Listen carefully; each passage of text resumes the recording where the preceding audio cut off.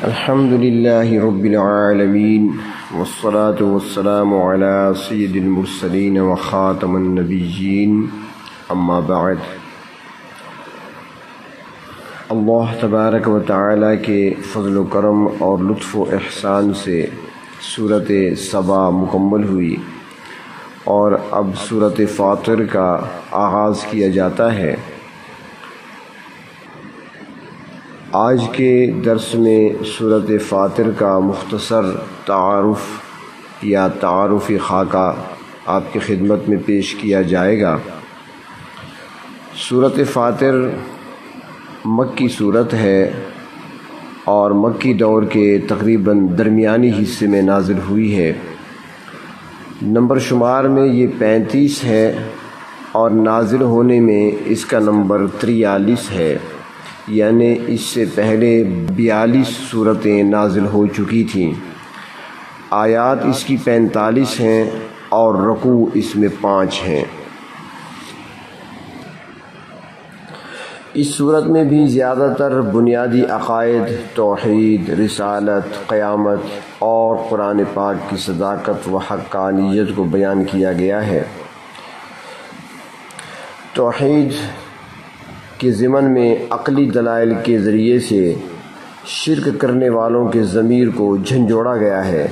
کہ ذرا اپنے گرد و نواح میں نظر مار کر دیکھو کہ کائنات کی لاکھوں کروڑوں اشیاء کو پیدا کرنے والی کون سی ذات ہے،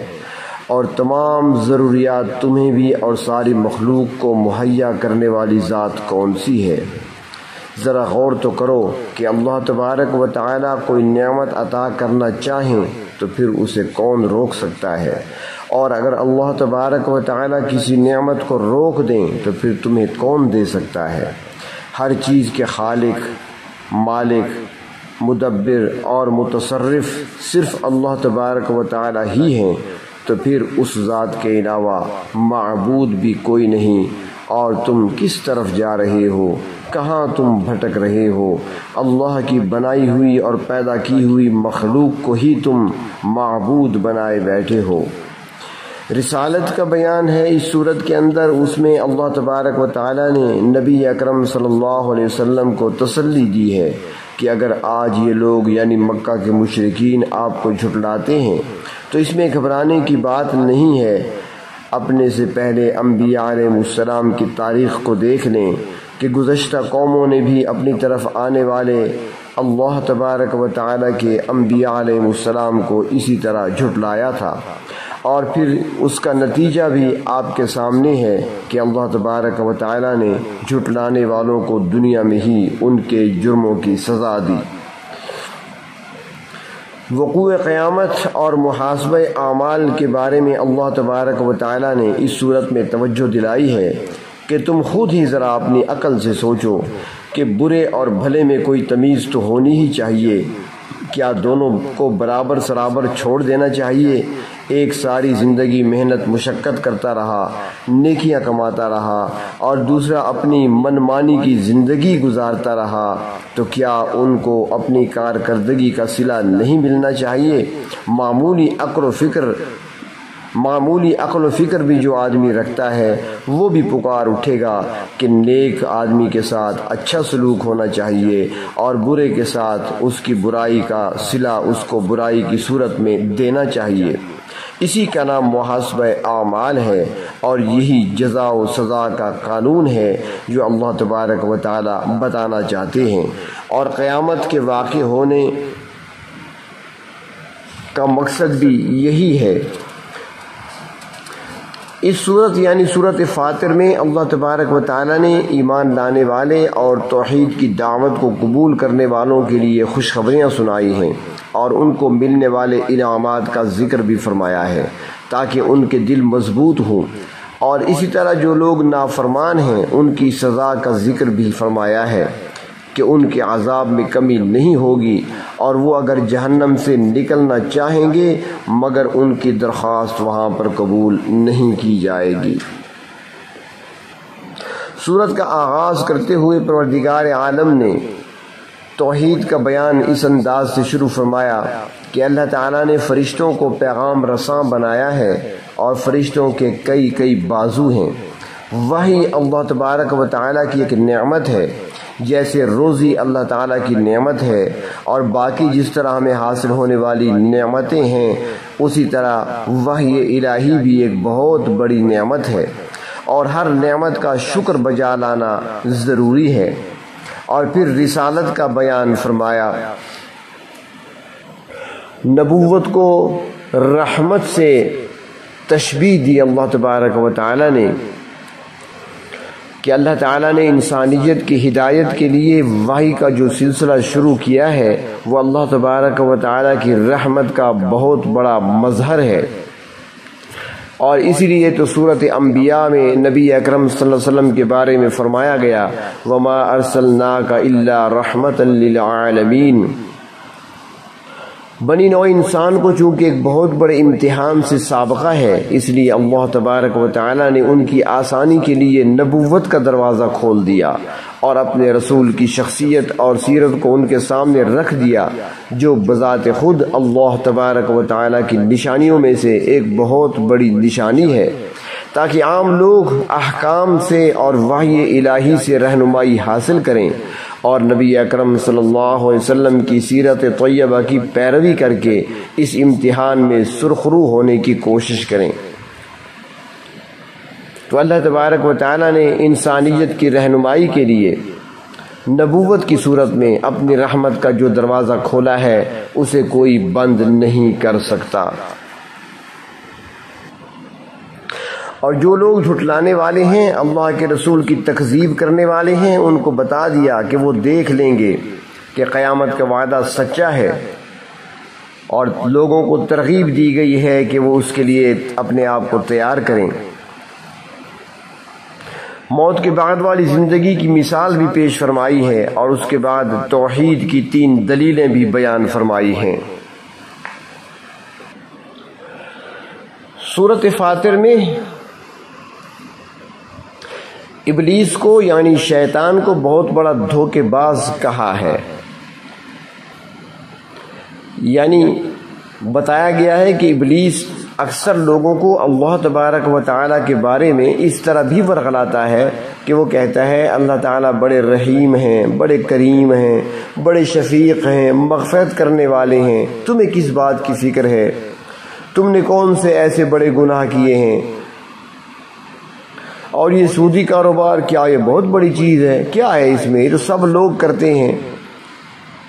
اگر فلاں کام تم سے غلط ہو بھی گیا تو کیا تم جانتے نہیں کہ اللہ تعالیٰ بڑے غفور الرحیم ہیں، وہ تو بڑے بڑے گناہ گاروں کو بخش دیتے ہیں، لہٰذا پریشانی کی کوئی بات نہیں، جو کچھ کر رہے ہو بس کرتے جاؤ، جس راستے پر چل رہے ہو چلتے جاؤ۔ تو اللہ تعالیٰ کی شان کریمی اور صفت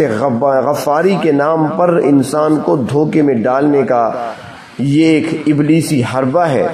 جس سے یہاں پر خبردار بھی کیا گیا اس صورت میں کہ ابلیس بہت بڑا دھوکے باز ہے، کہیں تمہیں اللہ کی رحمت کے حوالے سے ہی دھوکے میں نہ ڈال دے،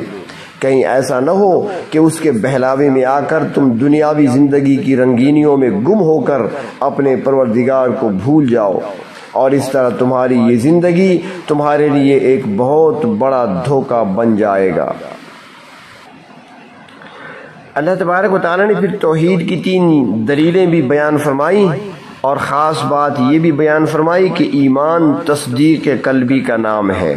اور اس کی رونق وہ نیک اعمال سے ہے۔ پھر توحید کے تعلق سے 5 باتیں بیان فرمائیں، پھر ایک سوال کا جواب دیا۔ اللہ تبارک و تعالیٰ نے اس صورت میں اہل ایمان کا کام بھی بیان فرمایا اور پھر ان کا انجام بھی بیان فرمایا ہے۔ قرآن پاک کے بارے میں بتایا گیا کہ قرآن برحق کتاب ہے، اللہ تبارک و تعالیٰ کی نازل کردہ کتاب ہے، اور قرآن پاک سے تعلق سے متعلق امت کی 3 قسمیں بیان فرمائیں، اور ساتھ ہی قرآن کریم کا انکار کرنے والوں کی سزا کو بھی بیان فرمایا، شرک کا رد فرمایا اور توحید کا اثبات ہوا، اور یہ بھی بتایا گیا کہ لوگ منتظر تھے نبی آخر الزمان صلی اللہ علیہ وسلم کی تشریف لانے کے، مگر جب وہ آ گئے تو پھر لوگ راستے سے ہٹ گئے اور پھر بجائے قبول کرنے کے دعوت کے، بجائے اس کے کہ مان لیتے آپ کی نبوت کو، وہ بری بری چالیں چلنے لگے، سازشیں تیار کرنے لگے اور رسالت کا ہی انکار کر بیٹھے اور نازل ہونے والی وحی کا بھی انہوں نے انکار کر دیا۔ اللہ تبارک و تعالی قرآن حکیم کو سمجھنے کی توفیق عطا فرمائے اور اس کے احکامات پر عمل کرنے کی توفیق عطا فرمائے، اور ہمیں ان بندوں میں شامل فرمائیں جن کو زندہ کہا گیا ہے، ان لوگوں میں شامل نہ فرمائیں جنہیں مردہ کہا گیا ہے۔ اور مردے سے مراد وہ مردے نہیں جو قبروں میں دفن ہیں، بلکہ جیتے جاگتے انسانوں کو میں سے بھی کچھ کو مردہ کہا گیا ہے، یعنی جن کی روحیں مردہ ہو چکی ہیں۔ اگرچہ جسمانی اعتبار سے ایسے لوگ زندوں میں شمار ہوتے ہیں، لیکن حقیقت میں وہ چلتے پھرتے مقبرے ہوتے ہیں، کیونکہ ان کی انسانیت مر کر ان کے جسموں کے اندر دفن ہو چکی ہوتی ہے۔ تو اللہ تبارک و تعالی ہمیں ان زندہ لوگوں میں شامل فرمائے جن کی روحیں زندہ ہیں، جن کے دل زندہ ہیں۔ اسی بات کو سمجھاتے ہوئے ہمارے اردو زبان کے شاعر میر درد نے کہا تھا، مجھے یہ ڈر ہے دل زندہ تو نہ مر جائے، مجھے یہ ڈر ہے دل زندہ تو نہ مر جائے، زندگانی عبارت ہے تیرے جینے سے۔ اگر کسی شخص کا دل مر گیا، یا دوسرے لفظوں میں اس کی روح دم توڑ گئی، تو انسانی سطح پر اس شخص کی موت واقع ہو گئی۔ اب اگر وہ زندہ ہے تو حیوانی سطح پر زندہ ہے، جس طرح حیوان کھاتے ہیں، پیتے ہیں اور زندگی کی دوسری ضروریات اور خواہشات کو پورا کرتے ہوئے زندگی گزارتے ہیں، تو یہ انسان بھی اب اسی طرح زندگی بسر کر رہا ہے، مگر یہ زندگی ایک انسان کی زندگی ہرگز نہیں ہے۔ مثال کے طور پر ابو جہل کو دیکھ لیں، بظاہر تو وہ اچھی بھلی زندگی بسر کر رہا تھا، مگر اس کے اندر کا انسان چونکہ زندہ نہیں تھا، اس لیے نہ تو وہ آفتاب نبوت کو دیکھ سکا اور نہ اس کی تمازت محسوس کر سکا اور نہ ہی اس کی روشنی سے مستفیض ہو سکا۔ اللہ تبارک و تعالی ہمیں قرآن حکیم کی آیات سے، قرآن حکیم کے احکام سے، قرآن حکیم کے نور سے ہمیں پورا فیض حاصل کرنے کی توفیق عطا فرمائے، اور ہمارے دلوں کو، ہماری روحوں کو پروردگار عالم زندہ ہی رکھیں اور اپنے احکامات پر عمل کی توفیق بخشیں۔ وآخر دعوانا ان الحمد للہ۔